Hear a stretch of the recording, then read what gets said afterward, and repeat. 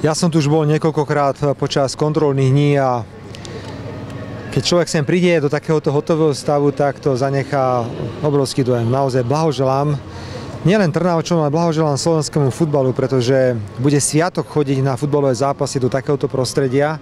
Ja sa veľmi teším už dnes večer, že budem môcť zažiť atmosféru 19 000 ľudí. Podľa mňa tu bude niečo také, čo málo kto zažil a jednoducho je to dnes najkrajší štadión, ktorý na Slovensku máme a verím, že rok po roku to bude Bratislava a ďalšie mestá, ktoré sa budú môcť popíšiť podobnými futbalovými stánkami.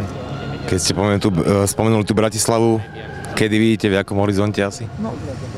Je rozdiel v tom, že zodpovednosť za výstavbu Národného futbalového štadiónu prebrala vláda. Máme na to finančné prostriedky pripravené a ja verím, že definitívne rozhodnutie padne v polovičke septembra, pokiaľ ide časový harmonogram, ale štadión Národný futbalový v Bratislave sa začína stavať na 100%. Chodím, keď som niekde na výjazdoch po futbalových zápasoch po celom Slovensku, ja som človek, ktorý nemá nejaký vyhranený názor na konkrétne futbalové mužstvo, mám rád futbal, takže ak tu bude atraktívny zápas, by som rád prišiel. Škoda napríklad, že nebolo možné dnešné otvorenie štadióna spojiť už priamo s majstrovským zápasom. Viem, že o týždeň tu hrá Žilina, ale rozumiem organizátorom, že musia zvládnuť najskôr zábavu. Je tu špeciálne pódium, ktoré by sa asi nedalo použiť pri normálnom futbalovom zápase, ale o týždeň tu hrá Žilina.